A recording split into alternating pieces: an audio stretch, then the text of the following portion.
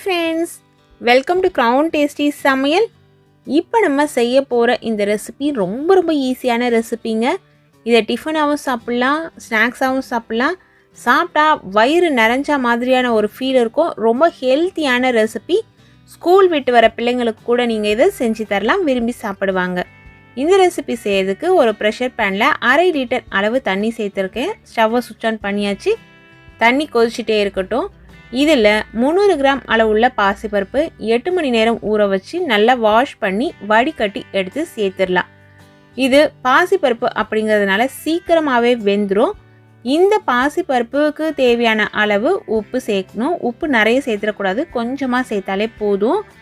இப்போ பார்த்தீங்கன்னா இந்த பாசிப்பருப்பு இதில் சேர்த்தாச்சு, உப்பையும் சேர்த்தாச்சு. தண்ணி நல்லா சூடேறிட்டே இருக்குது. இது கொதிச்சு வரட்டும். அந்த சமயத்தில் ப்ரெஷர் பேனோட மூடி போட்டு மூடிடுங்க. ஒரே ஒரு விசிலில் இது வெந்துடும். சில சமயம் ஒரு விசில் கூட தேவைப்படாது. ரொம்ப புது பருப்பாக இருந்தால் சீக்கிரமாகவே வெந்துடும். அதுக்கேற்ற மாதிரி நீங்கள் இதை வேக வச்சு எடுத்துக்கோங்க. குழஞ்சிருச்சு அப்படின்னா நம்ம இதை செய்ய முடியாது. நீங்கள் கூட்டு, கிரேவி, வேறு ஏதாவது ரெசிபி தான் செய்ய முடியும். அதனால் பார்த்து வேக வச்சுக்கோங்க. பழைய பாசிப்பருப்பாக இருந்ததுன்னா வேகிறதுக்கு டைம் எடுக்கும். அதுக்கேற்ற மாதிரி நீங்கள் வேக வச்சுக்கோங்க. இப்போ பாருங்கள், இது எவ்வளோ நல்லா மலர்ந்து வெந்து வந்திருக்கு. ஒரே ஒரு விசில் தான் கொடுத்தேன்.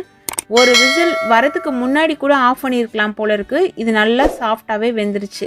இப்போ இதை நம்ம வடிகட்டிக்கலாம். வடிகட்டி எடுத்து வச்சுருக்கேன். இந்த தண்ணியை நீங்கள் ரசம் வைக்கிறதுக்கோ இல்லை சாம்பார் வைக்கிறதுக்கோ பயன்படுத்திக்கலாம். ரொம்ப சத்தான தண்ணி அது, அதை வேஸ்ட் பண்ண வேணாம். ஒரு முறை இந்த தண்ணியில் நீங்கள் ரசம் வச்சு பாருங்கள், அதனோட டேஸ்ட் ரொம்பவே நல்லாயிருக்குங்க. இப்போது இந்த பாசிப்பருப்பை பயன்படுத்தி நம்ம ஒரு சுண்டல் தான் செய்ய போகிறோம். அதுவும் இனிப்பு சுவையுள்ள ஒரு சுண்டல் செய்ய போகிறோம். இந்த பாசிப்பருப்பை நம்ம பவுலில் கொட்டிடலாம். பவுலில் கொட்டிட்டு தேவையான அளவு தேங்காய் துருவல் சேர்த்துக்கலாம். பாசிப்பருப்பு எந்த அளவு இருக்கோ அதில் 3ல் 1 பங்கோ இல்லை பாதிக்கு பாதியோ கூட நீங்கள் சேர்த்துக்கலாம். நாட்டு சர்க்கரை சேர்க்குறேன். இனிப்பு இவ்வளவு தான் சேர்க்கணும் அப்படிங்கிறது இல்லை. உங்கள் விருப்பப்படி இனிப்பு தூக்கலாவோ இல்லை குறைவாவோ சேர்த்துக்கோங்க. நாட்டு சர்க்கரைக்கு பதிலாக பொடிச்ச வெல்லம் இருந்தால் கூட சேர்த்துக்கலாம். இல்லை எதுவுமே இல்லைன்னா நீங்கள் வெள்ளை சர்க்கரை கூட சேர்த்துக்கலாம். நாட்டு சர்க்கரையோ வெல்லமோ சேர்க்கும்பொழுது சத்தம் அதிகம், அதே சமயத்தில் சுவையும் கூடுதலாக இருக்கும். இதில் நீங்கள் விருப்பப்பட்டால் ஏலக்காய் தூள் தூவிக்கலாம். ஏலக்காய் தூள் தூவலனாலும் பரவாயில்ல. அந்த பாசிப்பருப்போட அந்த வாசனையும் தேங்காய் துருவலோட வாசனையுமே இதுக்கு போதுமானதாக இருக்கும். ரொம்ப டேஸ்டியான ஹெல்த்தியான பாசிப்பருப்பு இனிப்பு சுண்டல் ரெடி ஆயிடுச்சுங்க. நீங்களும் உங்கள் வீட்டில் இதே சுண்டலை இதே அளவுகளில் ட்ரை பண்ணி பாருங்கள். இது போல் விதவிதமான சுவையான ரெசிபிஸ் தெரிஞ்சுக்கணுன்னா நம்ம சேனலை தொடர்ந்து பாருங்கள். சுவையாக சமைச்சு சாப்பிட்டுட்டு ஹாப்பியாக இருங்க.